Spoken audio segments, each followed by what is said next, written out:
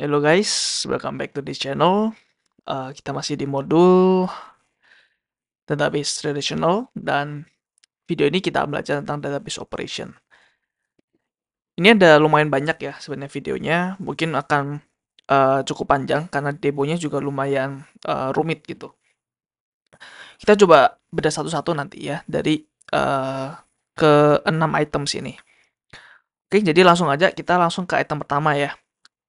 Jadi di dalam database kita itu sering kali ya melakukan beberapa operasi dalam database. Nggak hanya insert, delete, update, ya, sama select gitu.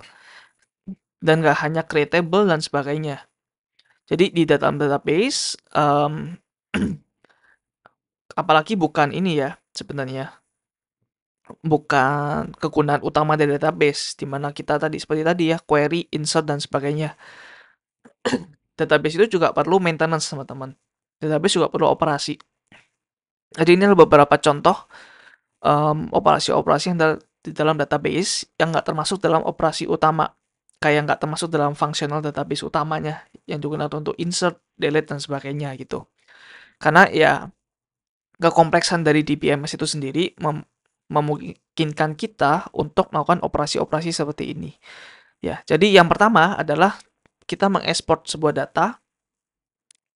Jadi ini bagaimana database data-data dalam database kita ekspor ke dalam suatu file, sebenarnya seperti itu. Kemudian ada ETL sama ELT, jadi kalau nanti akan bahas perbedaannya apa dan maksudnya apa. Replication ini adalah bagaimana suatu database, nanti tabel di database A akan direplikasi atau di clone ya ke dalam database B. Kemudian ada change data capture atau CDC. Ini ketika ada sebuah event dalam database, contoh seperti insert, update, dia bisa melakukan notifikasi kepada sistem lain gitu ya.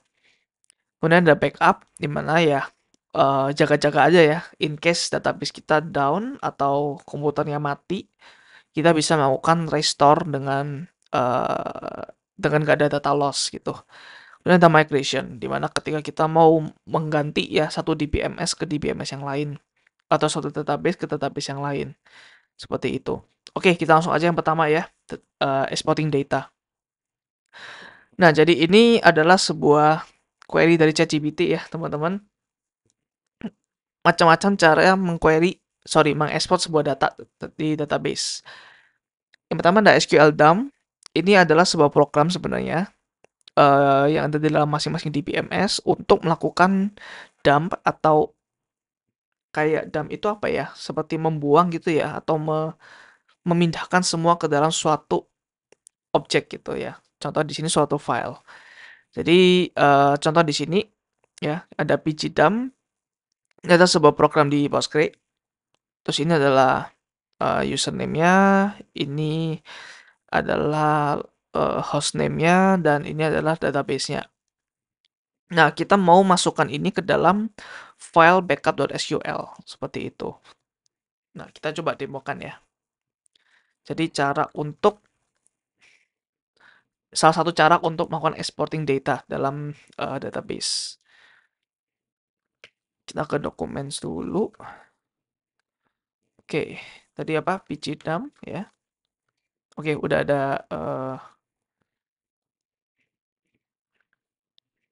ada recommendation ya dari history. Nah, jadi seperti ini aja teman-teman. Kemudian kita kasih passwordnya dan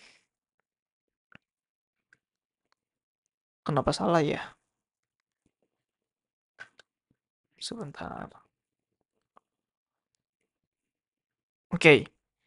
Dan di sini kita coba lihat ada backup.sql. Kita lihat isinya ya. Nah, isinya ada banyak banget teman-teman. Kalau kalian lihat di sini, oke, jadi isinya ada create index, terus alter table, dan sebagainya ya. Ini karena buku kita masukin beberapa sampel ya untuk di video tentang indexing, jadi akan banyak sekali data-data buku di sini. Oh, bahkan nggak cukup ya. Kita coba lihat aja pakai ini. Jadi kita lihat filenya. Nah, ini adalah filenya ya. Jadi pertama kita kasih ini semua adalah query SQL, teman-teman. Jadi kalau kita jalankan semua ini di dalam DBMS, kita akan menghasilkan suatu database yang sama persis. Bagusnya seperti itu. Jadi ini dia kasih prosedur yang kita udah pernah bikin dulu ya. Add book, kalau kalian masih ingat di sini. Ini sama persis ya.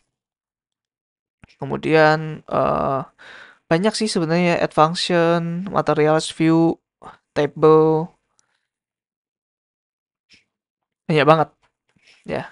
Jadi semua ini akan di-dump, jadi semua dalam database akan ditaruh dalam satu file gitu ya.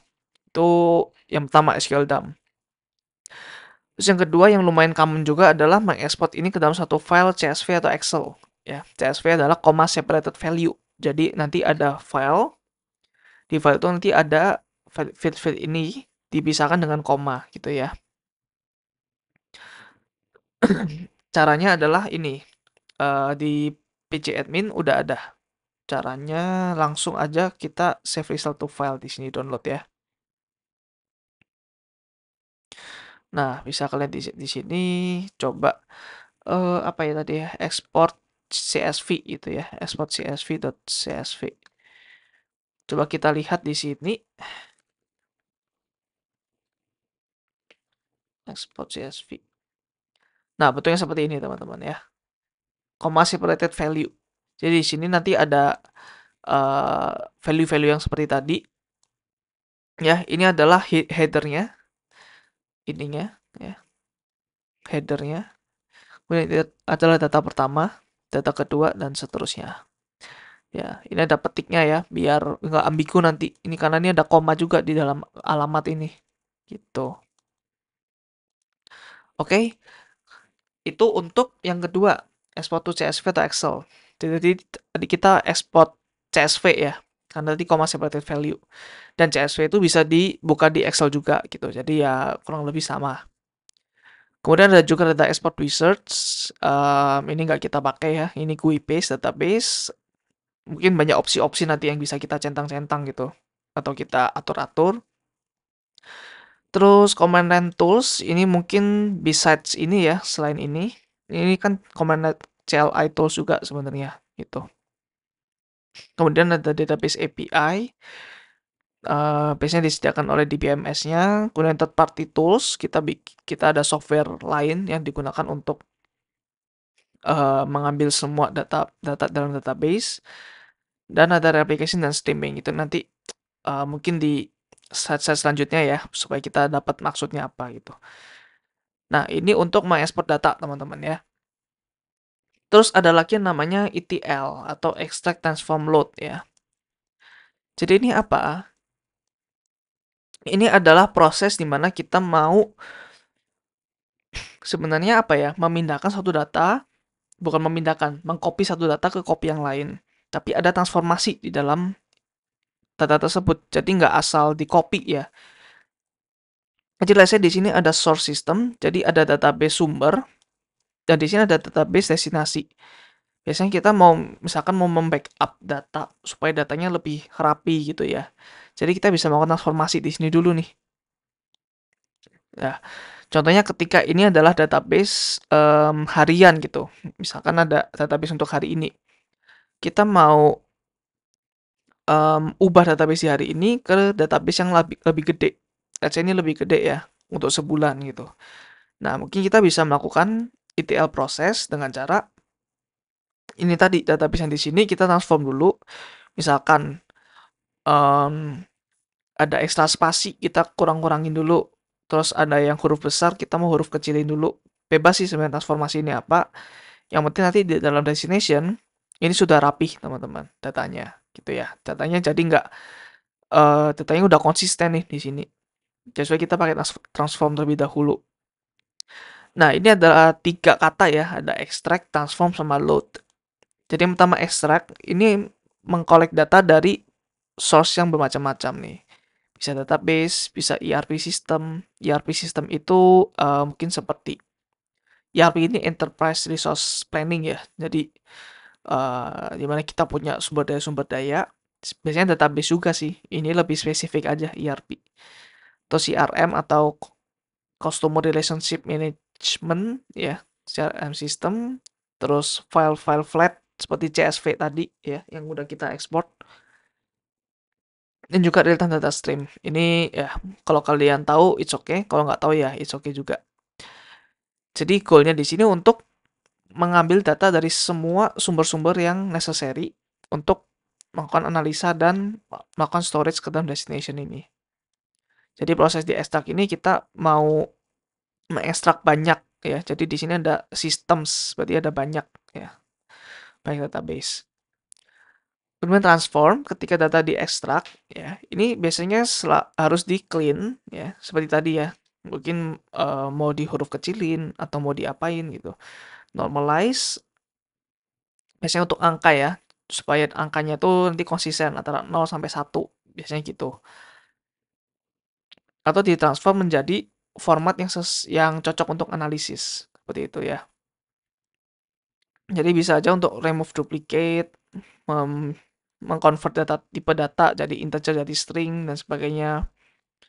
Atau mau calculation atau mau aggregation mungkin ya. Jadi yang sehari ini langsung aja direkap satu sum totalnya berapa gitu, nggak perlu satu-satu yang dimasukkan ke dalam database bulanan ini gitu. Memastikan bahwa data itu konsisten dan siap untuk analisis. Jadi biasanya database yang di sini gunanya untuk analisis teman-teman ya, untuk analisis. Kemudian load yang terakhir, transform data yang udah ditransform di sini dia akan di load ke target system. Ya, biasanya ada data warehouse, data mart, database, dan big data platform. Kita akan bahas ini ya, data platform ini di dalam video selanjutnya ya. Jadi biasanya data-data ini adalah data yang digunakan untuk analisis. Seperti itu. Ya, jadi step ini penting untuk memake sure bahwa data itu nanti available untuk business intelligence atau analisis ya, reporting dan analisis yang lain. Ya. Ini adalah contoh-contoh teknologi ya yang bisa memberikan kita kemampuan untuk ETL. Yang pertama adalah Apache Airflow, Informatica, Talend, dan Pentaho Data Integration. Di demo kali ini kita akan pakai Pentaho Data Integration ya teman-teman. Oke, kita coba langsung demo aja. Mungkin kalian nggak perlu ikutin, it's okay ya, karena ini setupnya juga lumayan sulit sebenarnya. Jadi kalian nonton aja, it's okay. Yang penting tahu oh ETL tuh seperti ini gitu ya. Oke.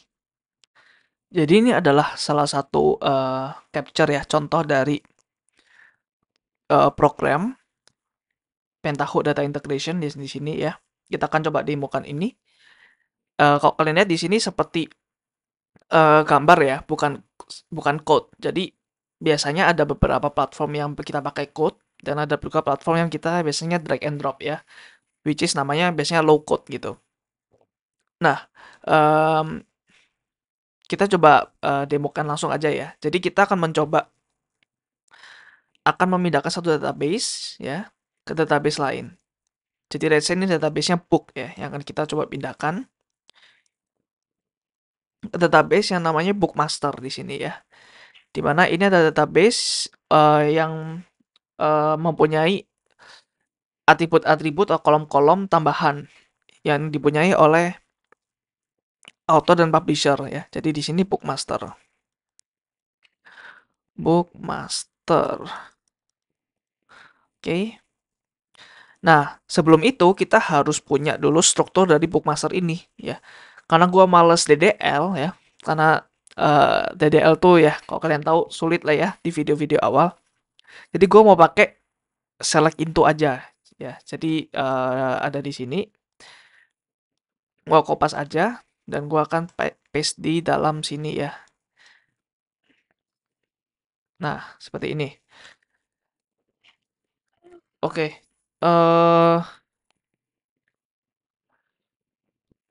Ini kalau kalian lihat di sini ada semua kolom DB ya. Kemudian ada a.url sebagai author URL. Kemudian A itu author tadi ya di sini. kita joinkan dengan book, dan kita join juga dengan publisher di sini. Publisher font sebagai as publisher font ke bookmaster gitu. Kita coba oh sorry, karena tadi gue udah otak-atik, jadi gue coba mau delete dulu ya. Drop table bookmaster. Biar kita sama selevel gitu. Oke. Udah ke drop, jadi kita coba masukkan di dalam sini ya, ke bookmaster.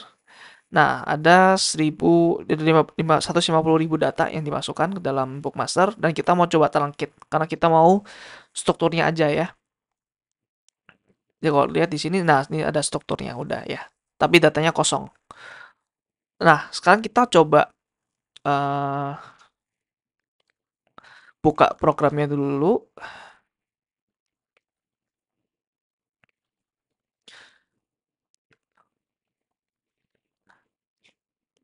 Ya, kalau kalian di Mac, terutama M1 ya, yang pakai arsitektur M1, ini akan sangat sulit untuk dijalankan ya, karena ada banyak sekali eh, apa ya, banyak sekali setup ya. Karena sebenarnya Pentaho Data Integration dia nggak support ARM arsitektur seperti itu. Kalau di Windows harusnya lebih gampang sih. Oke, jadi ini tampilannya ya untuk Pentaho Data Integration. Kita awalnya bikin transformation terlebih dahulu ya teman-teman di sini. Kita klik aja New Transformation. Oke, kemudian kita di sini ada blank canvas ya. Jadi ini blank. Jadi kita akan taruh-taruh yang seperti ini nanti ya dalam sini. Yang pertama ada input ya. Jadi input itu ya seperti ekstrak tadi ya. Ekstrak. Terus ada output juga, output yaitu load. Dan ada transform di sini. Ya, kita cukup fokus di 3 hal ini aja ya. Input, output, sama transform. Ya, karena yang lain ya um, yang lain ya kalian nanti bisa explore sendiri kali ya. Jadi supaya cepat kita pakai ini nih aja, input, output, sama transform. Jadi yang pertama ada input, kita mau coba input tabel ya. Kita bisa search di sini juga ya, mau tabel. Nah, tabel input di sini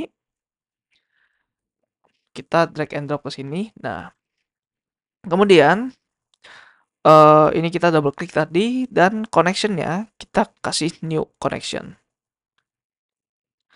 Nah, di sini connection name-nya kita mau yang Postgre.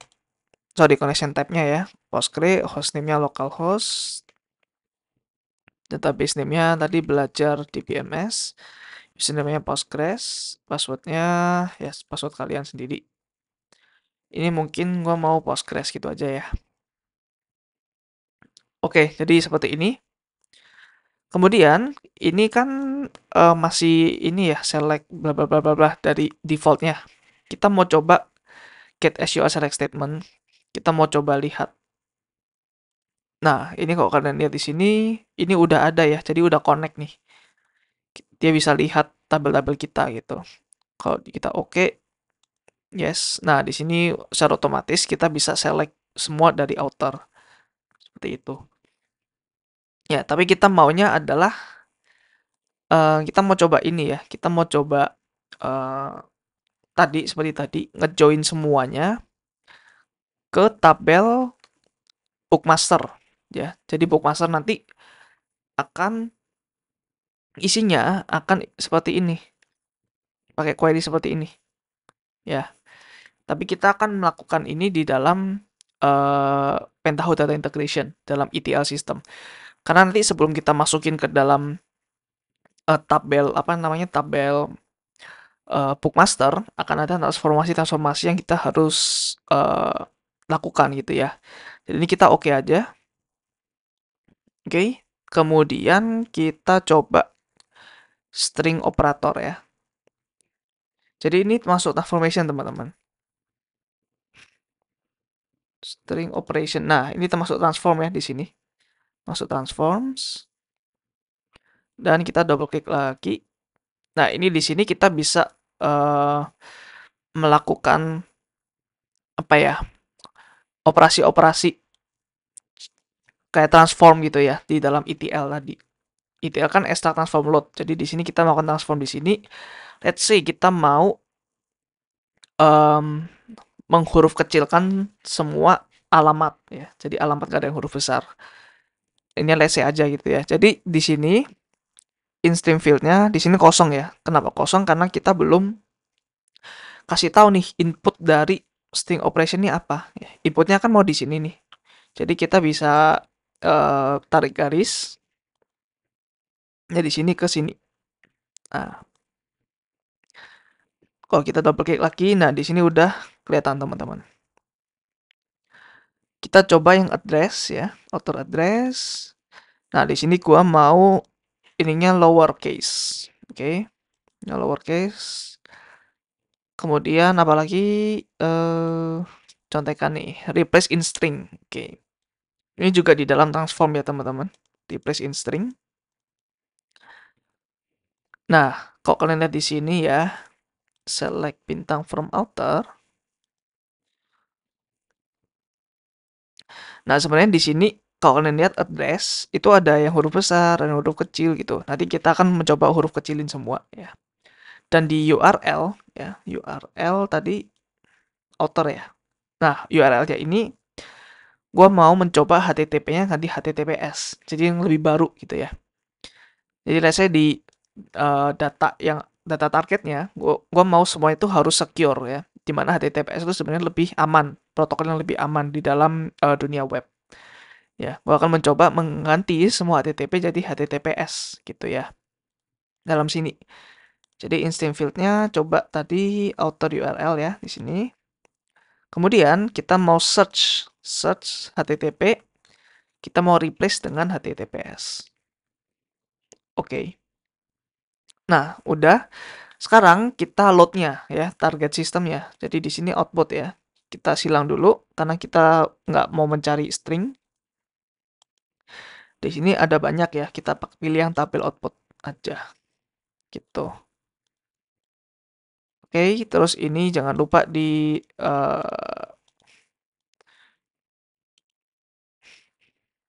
nah, ditarik garis ke sini. Oke.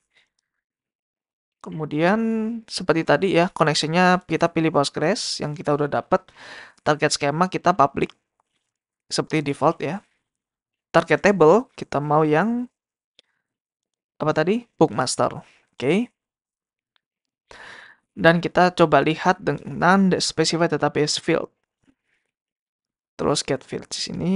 Nah, di sini udah kelihatan ya, banyak ya. Jadi nanti yang di source akan di mapping ke sini gitu ya. Dan kebetulan ini sama. Jadi nanti di dunia kerja nanti kalau kalian menemukan data warehouse biasanya data yang diekstrak ini, database yang di sini, sorry, yang di sini source system dengan di destination dia akan skemanya akan beda ya, beda-beda dikit lah ya nama kolomnya gitu. Jadi nanti kalian bisa mapping lewat sini gitu. Ini kebetulan sama jadi yang ISBN masuk ke ISBN, publisher name masuk publisher name. Tapi ketika nanti beda-beda ya kalian pilih-pilih sendiri aja gitu. Ya, jadi di sini oke aja dan kita coba run teman-teman. Run pakai yang di sini ini ya. Kita coba run dan kita lihat hasilnya. Oh ya, kita harus save dulu nih ya, save dulu sebelum kita run. Save pakai formatnya .ktr di sini. Kita save aja dan kita lihat. Nah, transformation has finished ya. Jadi semuanya centang, semuanya berhasil. Sekarang coba kita lihat di dalam tabel bookmaster ya. Nah, ini author address-nya semuanya huruf kecil ya, teman-teman. Kemudian kalau kita lihat di URL atau di URL, nah di sini HTTPS semua nih, nggak ada yang HTTP. Ya, jadi itu kira-kira demonya untuk sistem ETL, teman-teman. Ya, jadi ETL ini dia kapan sih untuk dilakukan ya kegiatan seperti ini? Biasanya itu berkala ya, setiap jam berapa gitu. Biasanya mungkin malam kali ya buat supaya apa ya operasinya nggak terlalu banyak. Jadi kalau misalkan amit-amit gagal, user-user yang ke impact nggak akan segede kalau misalkan di jam kerja atau siang gitu. Jadi ini bisa aja di-run secara berkala gitu. Biasanya sih seperti itu ya. Biasanya dilakukan secara berkala atau namanya batch sistemnya. Batch. Oke, itu untuk ETL ya dan demonya. Kemudian ini ada ETL sama ELT. Jadi kebalik nih, ini ada extract transform load dan ini adalah extract load transform ya. Jadi kalau kalian lihat di sini seperti tadi ya, ada extract di beberapa sumber, kita transform ke satu sumber. Nah, biasanya satu sumber ini namanya data warehouse. Jadi data warehouse itu udah satu sumber yang udah nggak boleh diubah-ubah lagi nih di dalam satu platform ini. Ini udah final, single source of truth ya. Nah, tapi kalau di ELT, ini kebalik teman-teman. Jadi kita ekstrak dulu ke berbagai sumber, terus kita taruh di satu database gede yang sementara sebenarnya, data yang di sini nggak final. Biasanya namanya data lake. Terus kemudian kita transform di dalam database ini, gitu. Jadi pada awalnya itu semuanya ETL teman-teman. Tapi karena sekarang saking maraknya banyak uh, data platform yang apa ya, secara resource itu gede-gede banget. Jadi ada ELT nih sebagai alternatif dari ETL. Nah, jadi bedanya apa? Bedanya ya, ETL kita tahu ya bahwa asset transform load. Pro-nya apa? Pro-nya itu data warehouse-nya tuh optimize dan clean gitu ya. Dan datanya tuh udah ready untuk analisis nih di dalam yang final ini gitu. Kemudian transformasinya bisa di customize sangat sangat custom ya. Jadi data cleaningnya lebih mungkin lebih bisa di customize, bisa lebih kompleks kali ya. Kemudian biasanya bekerja dengan baik dengan legacy system. Legacy system ini biasanya sebuah sistem yang tua, yang kalau diubah itu sebenarnya sangat sulit ya. Karena apa? Karena biasanya ada vendor lock-in namanya. Vendor lock-in itu dimana kita itu nggak bisa lepas dari vendor gitu ya. Misalkan kita pakai database Postgre, kita udah sangat familiar dengan Postgre, data kita udah banyak banget, itu akan sangat-sangat costly ketika kita mau memigrasi database itu. Ya, jadi legacy system itu seperti itu ya. Nah, ini biasanya ILT sangat bagus untuk biasanya bekerja di legacy system, di mana computational resource itu terpisah dari storage resource. Nah, jadi kalau di sini ini terpisah ya. Jadi ini kan tadi PDI ya, Pentaho Data Integration. Dan ini adalah Postgre. Jadi ini terpisah gitu. Tapi kalau di ELT biasanya ini sama nih, di dalam satu platform yang sama gitu. Storage sama compute-nya sama gitu. Oke. Nah, kekurangannya pada ETL, transformation step itu bisa time consuming teman-teman ya. Jadi step di sini tuh bisa lama banget. Sedangkan orang yang mau melakukan analisis di sini ya, itu nggak sabar. Dia mau cepet, bisa aja gitu. Tapi karena transform ini bisa lama banget ya. Karena mungkin datanya bisa jutaan gitu ya. Atau mungkin transformasinya sangat kompleks. Nah, ETL-nya bisa sangat kompleks dan susah untuk manage, apalagi data volumenya gede banget ya. Dan significant computational resource. Seperti itu. Nah, sekarang ILT nih, ILT yang lebih baru ya. Jadi, pertama diekstrak dari source system, terus datanya itu langsung ya, immediately loaded to the data lake or warehouse. Tanpa prior transformation. Jadi, as is aja, data mentahan yang di sini langsung taruh di sini. Seperti itu. Nah, transformnya itu ada di dalam target database atau data lake menggunakan computational power dari database ini. Kelebihannya apa? Kelebihannya itu ELT bisa menghandle banyak data lebih efisien. Ya, jadi selagi ini ditransform, orang itu juga bisa atau bisnis analis ya, dia bisa melakukan analisis ke sini langsung gitu. Mungkin dia mikir nggak apa-apa deh, nggak usah terlalu bersih datanya. Yang penting gue mau cepet dapat datanya gitu. Jadi kelebihannya di situ ya. Oke, kemudian datanya itu, nah ini nih, is available more quickly for analysis, seperti tadi ya. Kemudian bisa lebih fleksibel di processing dan querying data. Karena as needed basis ya, langsung available gitu. Nah, kekurangannya apa? Target sistemnya ini secara computational tuh harus gede teman-teman ya. Jadi nggak bisa data lake ini harus gede computational powernya. Jadi kalau misalkan data warehouse computational power nggak segede itu nggak apa-apa. Tapi kok ini harus gede gitu ya, baru bisa melakukan ILT. Kemudian security dan privacy juga. Karena ini kan kalau semua data yang ada di sini, ini kan belum di governance ya biasanya, belum diolah datanya, kayak permissionnya atau apanya. Jadi semua orang bisa, semua business analyst bisa lihat datanya gitu. Beda halnya dengan ini, mungkin dalam transform udah dibagi-bagi tuh, data ini permissionnya untuk departemen ini, data ini untuk user siapa gitu. Tapi kalau ILT ya security-nya bisa jadi concern mungkin ya. Nah, data governance dan quality-nya juga lebih challenging ya. Oke, kemudian ini adalah summary-nya ya. ETL itu secara tradisional digunakan di environment ketika data quality dan persiapannya itu kritikal sebelum masuk ke data warehouse atau target system ya. Biasanya cocoknya digunakan untuk data yang struktur dan skenario-nya di mana transformasinya itu kompleks. Transformnya kompleks. Tapi kalau ILT itu dia itu populer di era big data ya dan computing. Jadi lebih baru nih ILT. Approach baru ya. Di mana computational resource itu scalable dan tak bisa dari storage. Jadi bisa efficient processing untuk volume data yang gede. Masuk unstructured data. Unstructured data itu seperti gambar, audio, video, dan sebagainya. Ya, itu nanti kita akan lanjut bahas di video selanjutnya ya tentang data platform. Oke, next database replication.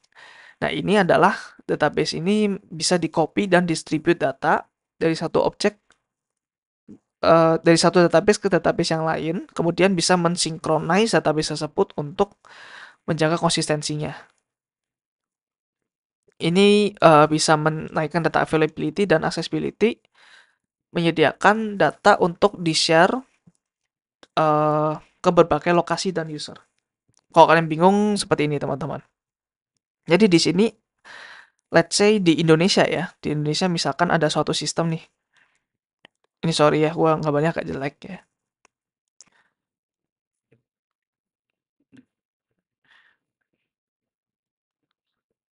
Nah, jadi misalkan nih, gue menjalankan suatu apa ya, suatu bisnis di Indonesia yang diakses oleh banyak orang, misalkan bisnis logistik ya, di mana di setiap bagian Indonesia itu harus bisa tercapai, gak hanya di Pulau Jawa doang gitu.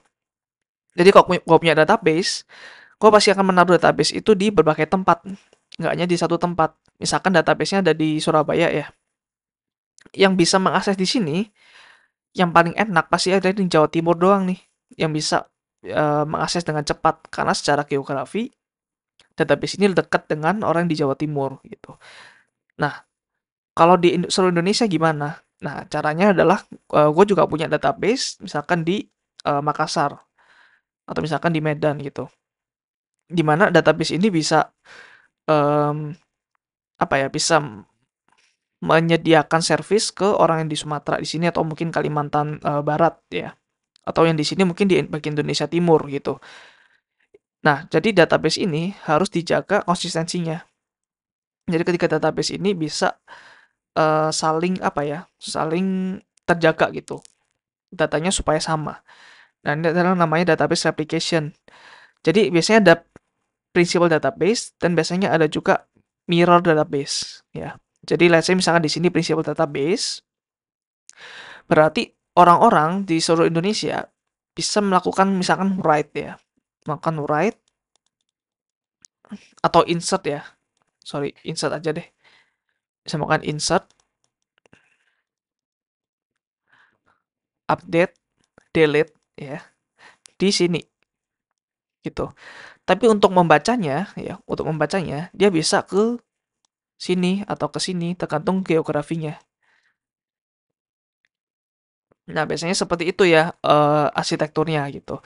Kenapa demikian? Karena kalau semuanya membaca ke sini yang di Surabaya, database di sini akan overloaded, teman-teman ya. Akan overloaded dan round tripnya, pulang perginya, misalkan ada orang di Papua ya, round trip ke Surabaya, terus balik lagi, datanya akan sangat lama. Mending dia ke Makassar, terus balik lagi, gitu. Jadi, database application untuk itu.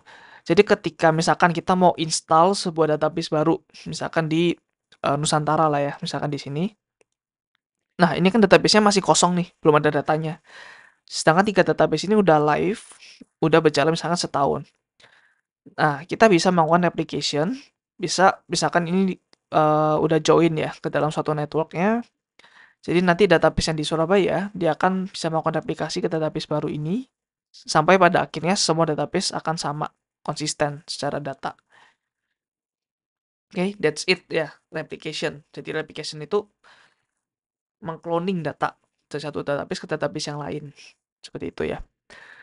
Bedanya apa dengan ETL? ETL tuh biasanya data yang di-copy ya, itu melakukan transformasi terlebih dahulu ya. Melakukan transformasi baru ke database target. Dan biasanya database ini berbeda teman-teman ya. Beda database, beda table gitu. Tapi kalau replication database-nya sama, levelnya sama gitu. Jadi nggak perlu ada transformation lagi.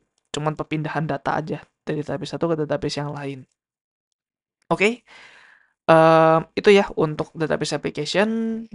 Mungkin di sini ada salah satu blog juga. Mungkin kalian untuk melakukan demo ya replication di Postgre itu gimana caranya. Gua nggak akan demoin karena mungkin takut terlalu panjang ya videonya. Oke, next adalah Change Data Capture atau CDC. Nah, CDC itu adalah proses untuk mengidentify dan mengcapture perubahan-perubahan yang tadi dalam database ya. Kemudian apply perubahan ini ke sistem lain ya. Contohnya di sini nih ada database, terus ada change data capture. Jadi ini berlaku untuk ketiga hal ini ya. Mau insert, update atau delete. Ya, pokoknya ada perubahan dalam database itu harus ada notifikasi ya ke sistem lain. Ya, misalkan ada ETL atau audit logging system. Gunanya apa sih audit logging system? Biar in case ada sesuatu ya, in case ada auditor pajak atau auditor apapun ya, yang biasanya di suatu legal system meminta data dari kita itu bisa terpenuhi datanya ya. Kita bisa comply ke aturan-aturan pemerintah gitu. Database replication juga bisa. Data warehouse ke data lake seperti tadi ya, target system gitu. Dan banyak hal ya. Use case-nya ya tadi ya, audit, kemudian event-driven arsitektur, di mana kita mau menjalankan program ya. Biasanya kita menjalankan program Java itu ini kan, kita mau run gitu, kita pakai klik. Tapi kita bisa loh membuat program Java itu di mana program itu berjalan ketika ada sesuatu yang men-trigger dia gitu. Men-trigger dia ya, contohnya ini sebagai change data capture ini. Dia bisa men-trigger Java untuk melakukan sesuatu. Contohnya misalkan ada sebuah insert data baru gitu. Nanti Javanya bisa melakukan analisis data yang baru itu seperti apa gitu ya. Itu namanya real time analytics. Jadi let's say misalkan ada data baru ya, misalkan data transaksi baru. Jadi nanti di action-action ini kita bisa melakukan analisis. Misalkan seperti transaksi baru ya, kita bisa menganalisis apakah transaksi ini fraud atau enggak, terdeteksi sebagai kecurangan atau enggak, atau terdeteksi sebagai pencucian uang atau enggak gitu, itu bisa gitu ya. Dan ada beberapa teknologi yang bisa menggunakan konsep ini. Itu ada Debezium, ada Qlik, dan ada Oracle Golden Gate. Ya, Oracle Golden Gate ya biasanya untuk Oracle DB biasa ya, database Oracle, uh, database Oracle dia punya replicate, punya CDC ini Oracle Golden Gate. Ya, gue nggak tahu apakah bisa diterapkan di BMS yang lain selain Oracle gitu. Nah, di sini gue akan demoin juga ya. Kita pakai Debezium karena ini adalah open source dan kalau gue cari-cari sih paling oke sih ini ya sebenarnya untuk belajar gitu ya. Oke, let's kita demo aja. Oke, kira-kira gambarannya kan seperti ini teman-teman ya. Jadi akan banyak service nanti yang akan kita coba nyalakan ya, akan banyak program yang kita nyalakan. Dan program ini akan kita nyalakan menggunakan teknologi yang namanya Docker ya. Nah, by the way juga di sini kalian nggak perlu ikutin demonya, karena di sini gue cuma mau overview aja. Karena Docker ini teknologi yang agak sulit juga untuk dijelaskan di awal-awal ya. Mungkin gue akan jelaskan di model operating system nanti. Jadi, tapi basically ya, Docker itu adalah sebuah program yang berjalan di sebuah OS ya. Ini adalah OS gua, misalkan Mac ya, Mac OS. Dan di sini adalah Docker, oke. Kemudian di sini adalah beberapa kontainer. Namanya kontainer ya. Kontainer ini adalah service-service yang akan kita jalankan nih. Contoh di sini skema registry ya. Jadi Debezium, terus di sini Zookeeper, event Postgre nanti ada juga di sini gitu. Nah, gunanya apa sih kontainer ini? Jadi ketika kita mau menjalankan sebuah program Postgres, kalau di kontainer ya, kita nggak perlu install Postgres, database Postgres di OS kita. Ya, jadi sekarang kan kita ada Mac OS nih, atau Windows ya bagi kalian ya. Yang mau pakai Windows atau Linux, yang kalian pakai Linux, atau kalian juga pakai Mac OS. eh Database Postgres yang gue lagi buka di sini juga. Ya, mana tuh? Ini ya, pg admin. Nah, itu langsung diinstal di sini teman-teman ya.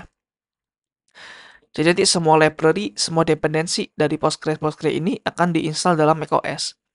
Beda halnya dengan kontainer.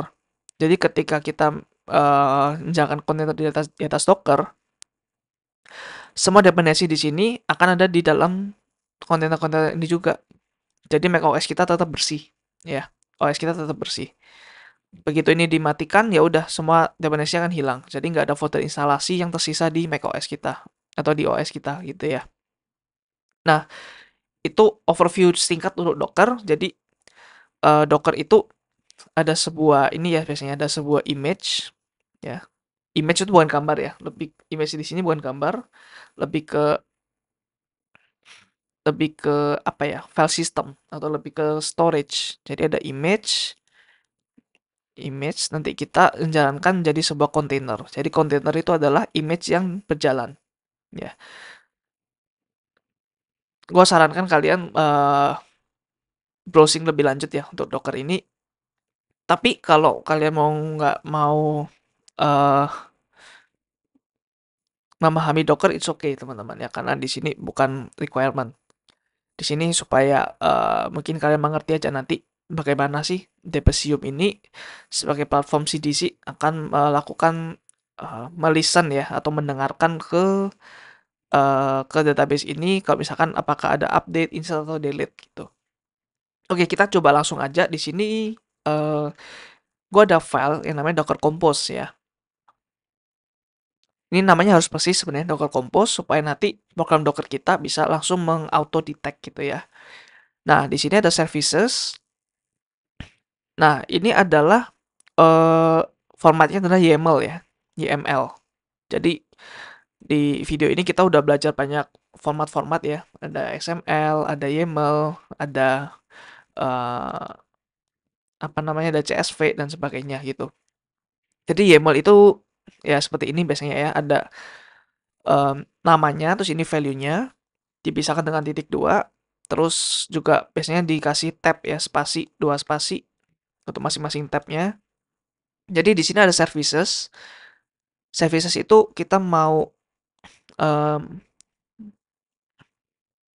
apa ya, melakukan running kontainer apa aja sih gitu. Jadi kita nanti ada kontainer Postgres, Zookeeper, Kafka, Debezium, dan skema registry gitu. Jadi kenapa banyak sih sebenarnya? Karena sebenarnya yang bikin banyak itu Kafkanya teman-teman ya. Jadi Kafka ini sebuah message broker. Mungkin kalian nanti Google sendiri message broker itu apa. Yang dependensinya dia itu sebenarnya ada skema registry, Zookeeper, sama ya ada 2 ini. Jadi ini yang bikin banyak gitu. Tapi sebenarnya yang patut kita kasih perhatian adalah Debezium sama Kafka-nya ini aja sih, sama mungkin ini dan yang di sini gitu ya. Jadi di sini kita kasih apa namanya, informasi ke Docker kita mau nge-run kontainer apa aja atau image apa aja. Dan di sini juga ada uh, config-confignya. Gua nggak akan jelasin satu-satu ya teman-teman. Jadi yang penting kita tahu aja bahwa nanti ada Postgres yang jalan di sini, terus ada Debezium, skema registry, Zookeeper, Kafka, dan ada 4 ini ya yang di dalam file kita gitu. Nanti ini akan terpisah aja, yang 2 di kanan ini. Oke. Mohon maaf ya kalau misalkan apabila penjelasannya agak rumit karena ya belum ada dependensi ke situ ke Docker. Tapi ya mau nggak mau gue harus pakai Docker di sini ya karena uh, instalasinya akan jauh lebih rumit lagi gitu ya. Oke, jadi di sini gua ada di Debezium dan kita coba running Docker dulu.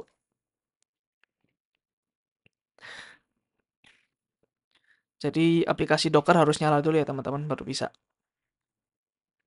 Oke, sekarang kita coba menjalankan dengan Docker Compose up -d.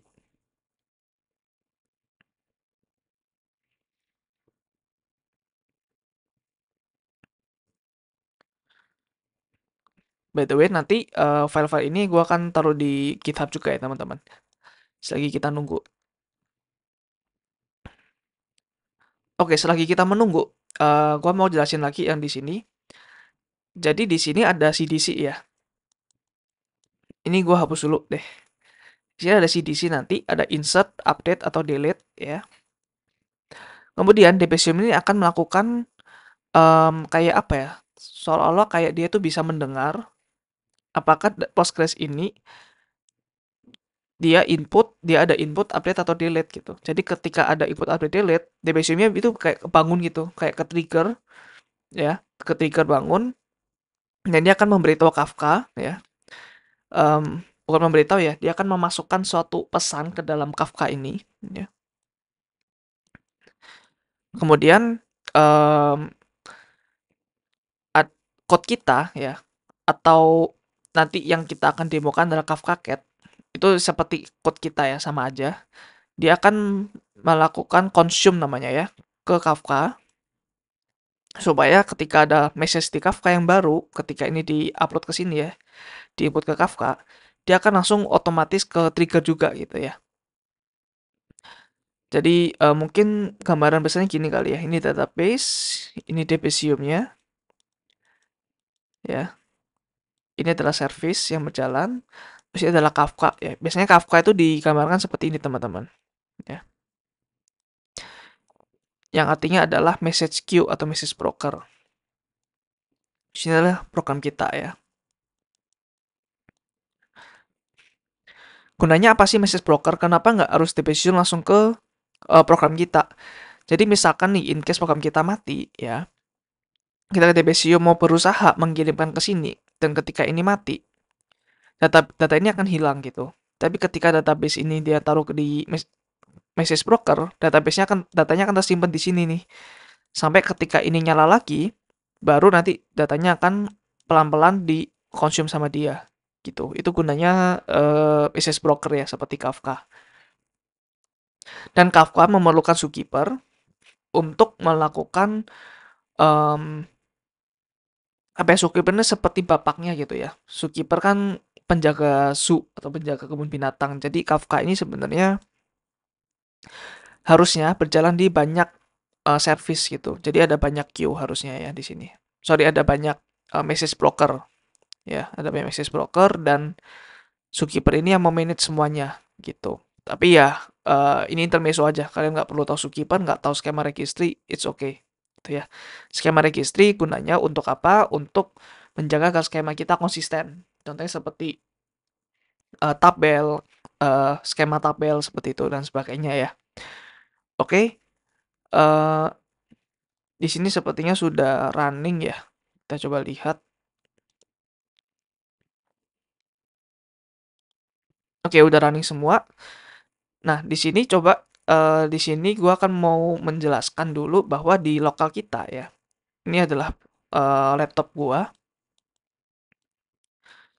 Jadi di sini ada Postgres yang sering kita jalankan ya, database Postgres yang kita jalankan. Tapi di atas Docker ini, ya ini ada Docker ya di sini. Ada Docker dan di sini juga ada Postgres ya, seperti tadi yang gue jelasin. Di sini juga Postgres. Jadi sekarang di laptop gua ada dua database Postgres yang sedang berjalan ya. Jadi untuk mengkonekkan ke eh sebentar, PG admin ini dia kan lagi connect ke database yang ini kan ya. Postgres 16 yang di sini nih. Oke. Ini gua hapus dulu. Dia kan connect ke database Postgres 16. Jadi yang PG admin di sini ya, sorry, PG admin harusnya di sini ya. PG admin ini dia connect ke sini nih. Kita akan mau coba PG admin dia connect ke sini ya. Kita akan coba dengan create, sorry, register server. Name-nya localhost. Terus, oh namanya Debezium aja ya, Debezium. Atau Docker. Docker deh, sorry. Docker ya. Terus localhost. Nah, di sini portnya gue pakai 5433, teman-teman. Karena kok kalian notice di sini gue pakai 5433 di sini ya. Sebenarnya bebas mau ditaruh apa aja gitu. Tapi gue pakai 5433 di sini. Kemudian tadi user sama passwordnya sama-sama Docker ya. Dan ada database default namanya adalah example DB di sini. Nah, di sini coba kita save atau kita tes dulu ya. Gak bisa dites nih sepertinya. Ya udah kita save dulu.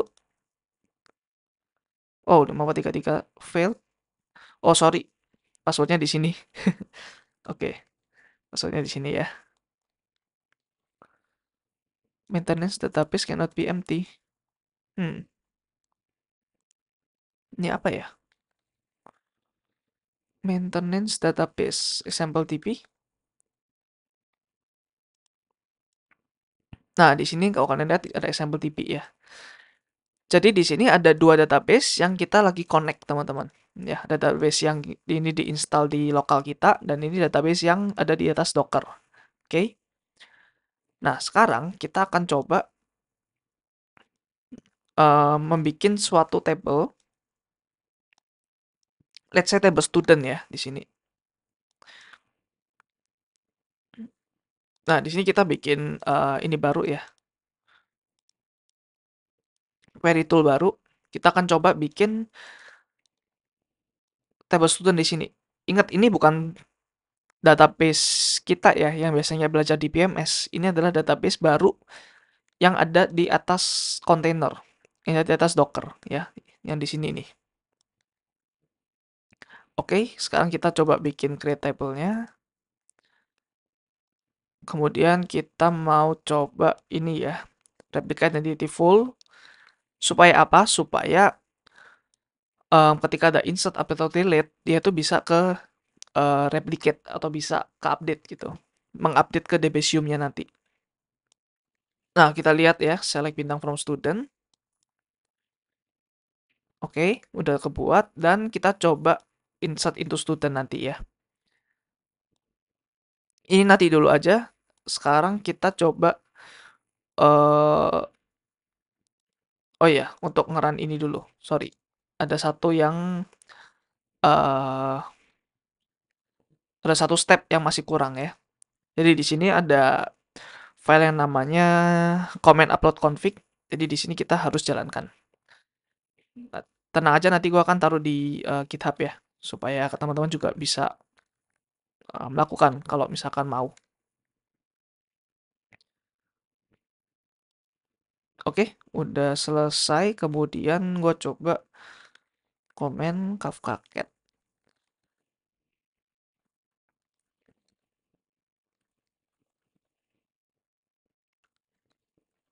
Komen Kafka Cat. Hmm,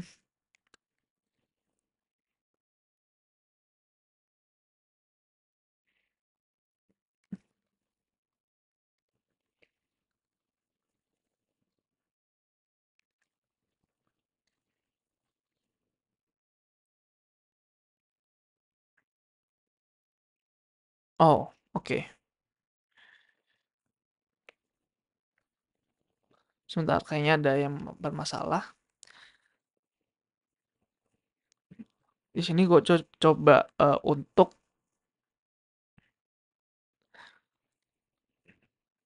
mengubah dulu value-nya ya.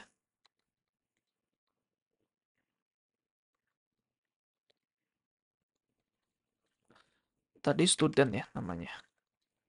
Oke.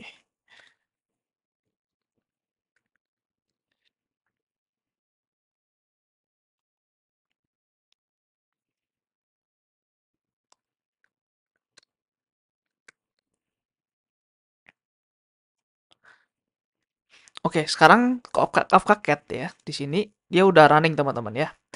Dan dia akan mendengarkan message yang akan ditaruh di dalam Kafka sini ya. Nama topiknya adalah ini, Postgres Public Table. Table ini adalah student tadi ya. Kemudian jadi gua akan mencoba simulasikan ya. Gua akan insert data tadi yang di sini. Gua akan insert data yang ada di dalam sini ya ke dalam Postgres ya. Kemudian jadi nanti ini datanya akan dikonsum oleh Debezium-nya ya. Dia akan ke sini, terus dia akan taruh ke Kafka. Kemudian dia akan lanjut ke Kafka Cat gitu ya. Jadi di sini dia masih menggantung ya, karena dia masih belum ada data yang masuk. So, ketika gua masukin data di sini ya,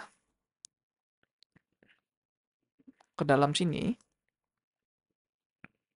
Sorry ya teman-teman kalau misalkan terlalu rumit, karena ya gua nggak expect bakalan bisa serumit ini gitu. Oke, ini berhasil insert. Oke, kalau dia dari sini, nah dia akan keluar teman-teman ya. Ini adalah salah satu contoh ketika kita melakukan insert, update atau delete di dalam database kita tadi ya. Jadi di sini dia kasih tahu nih, before-nya adalah null, berarti ini adalah insert gitu ya. Setelahnya adalah value-nya ini, ID1, name, string bob, source, dan ini adalah metadata ya.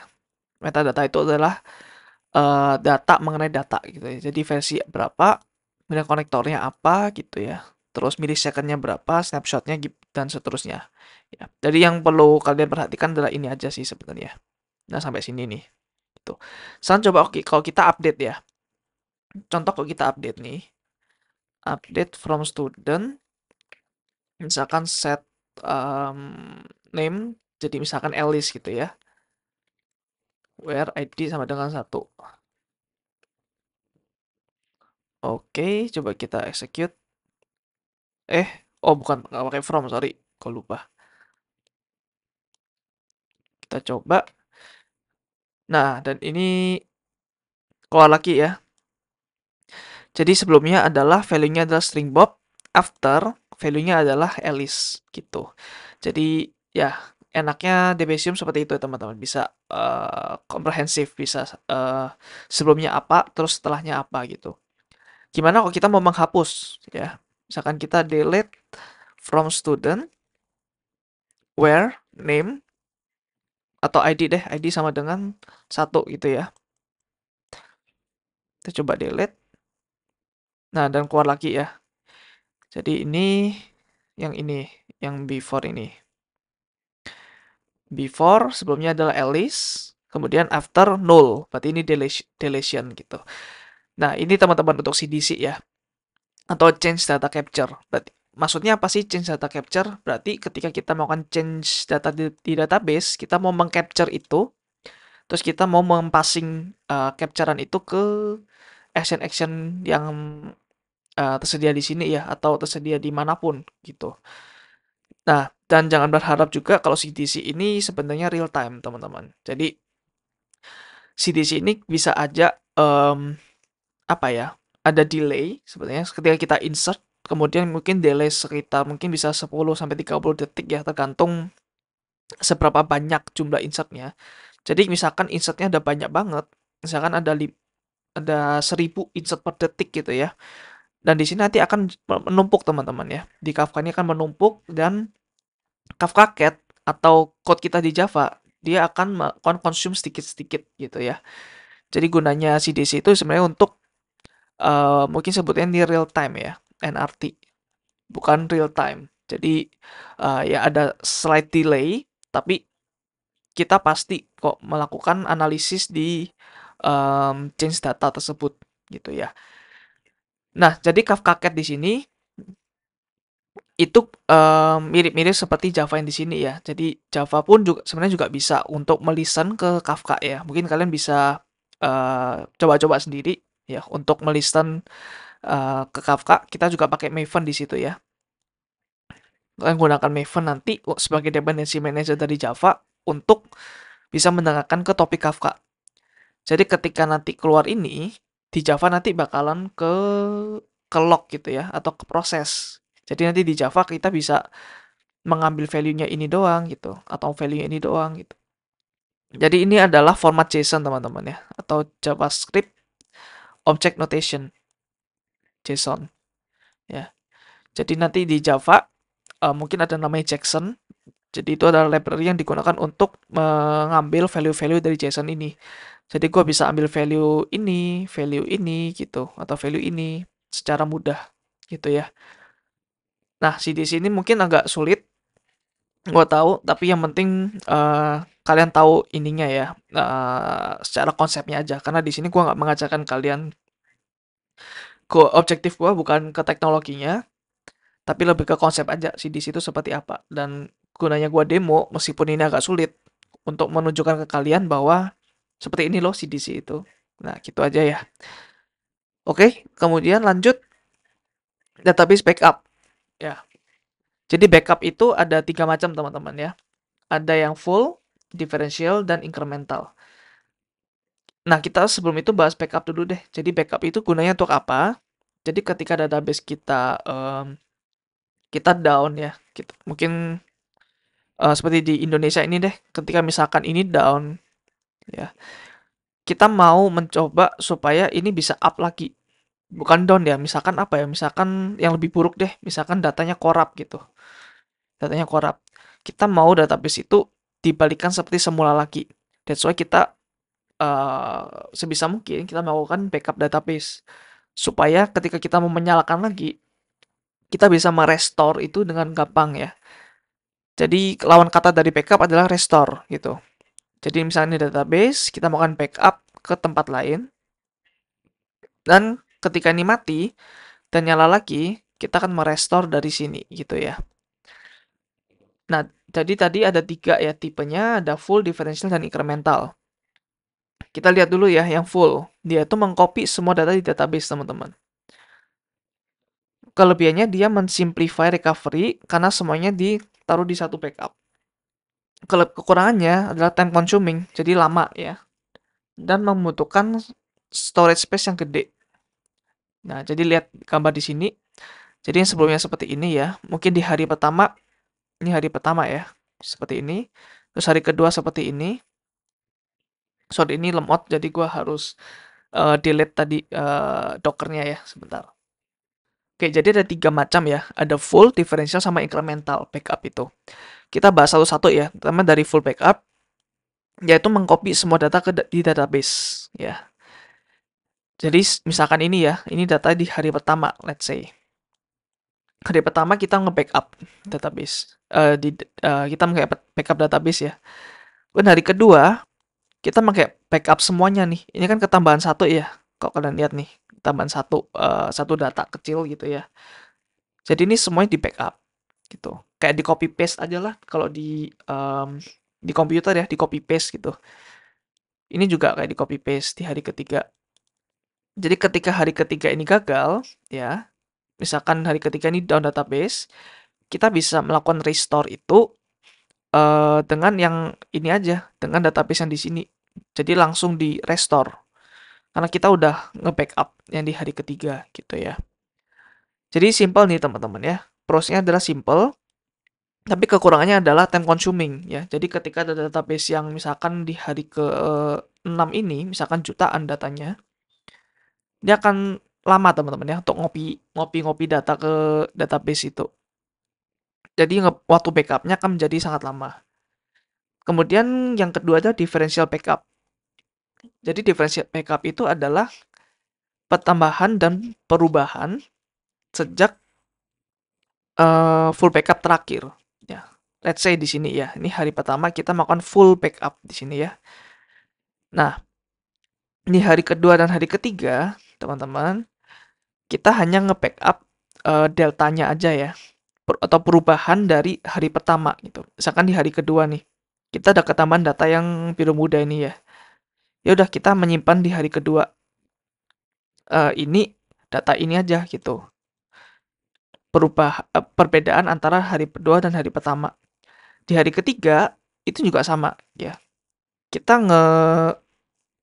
nge-backup delta dari hari ketiga sama hari pertama. Ya, since full backup kan hari pertama. Dan hari ke-6 juga seperti itu, ya. Jadi kita nge-backup ini semua gitu. Jadi misalkan ini down teman-teman ya. Misalkan di hari ke-6 ini down. Jadi kita masih ada ini nih, full backup yang pertama dan kita ada deltanya ya. Jadi ada yang di sini dan ada delta yang di sini nih. Jadi ada tambahan operasional ya sejak full backup daripada full backup.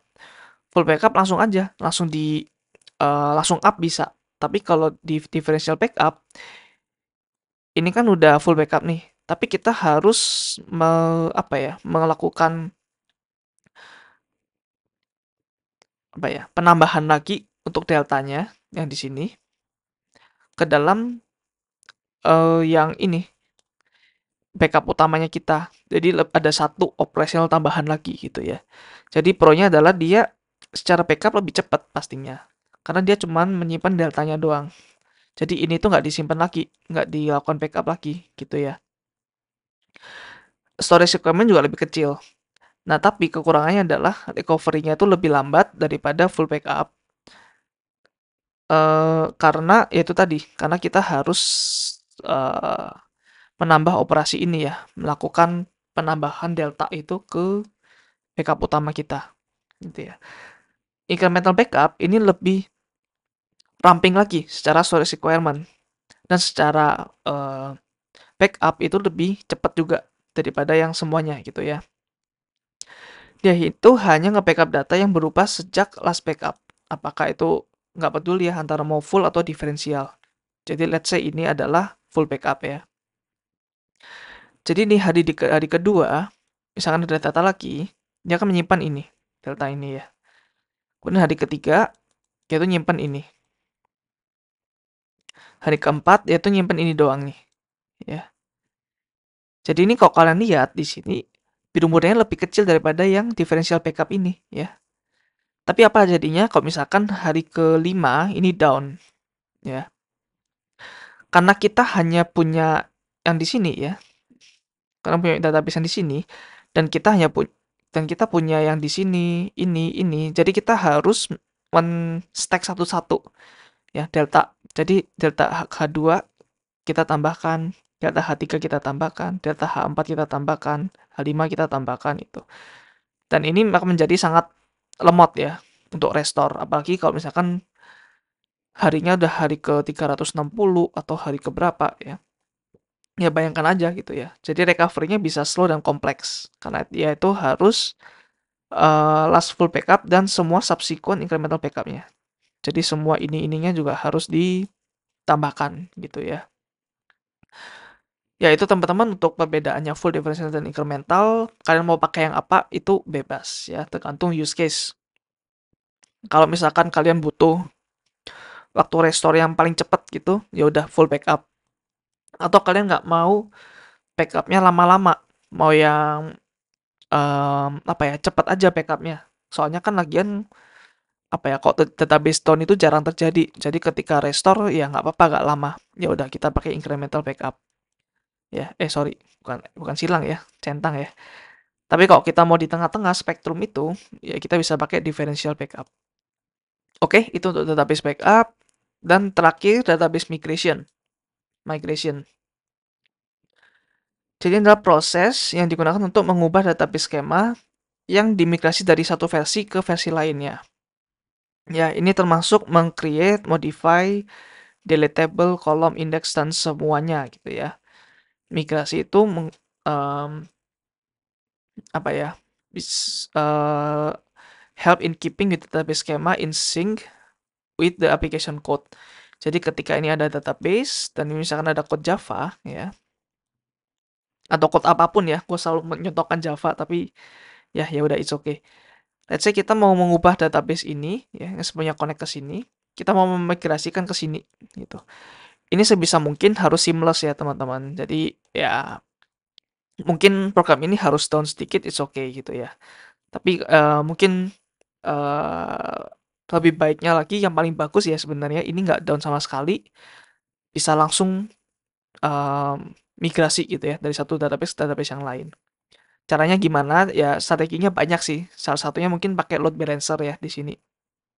Nah, itu nanti mungkin akan gue dijelasin di modul computer networks. Jadi ada proxy-nya di sini ya.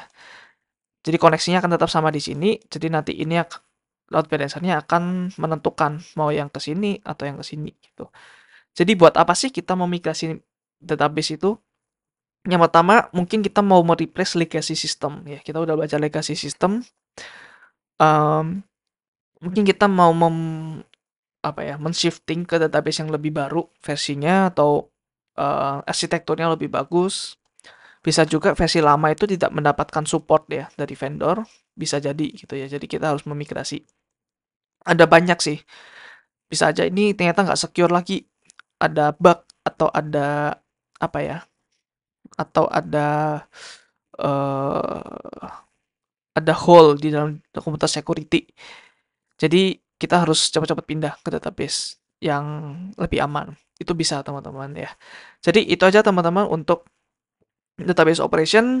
eh ini banyak banget ya, dan thank you udah menonton sampai akhir. eh gue percaya sih ini database operation akan sangat berguna bagi kalian di waktu yang akan mendatang nanti ya, di dunia kerja nanti, atau mungkin kalian yang udah kerja, mungkin kalian tahu ya krusialnya database operation itu seperti apa. So that's all from me teman-teman. Let's see di video terakhir ya, di modul ini, di video selanjutnya ya. Bye bye.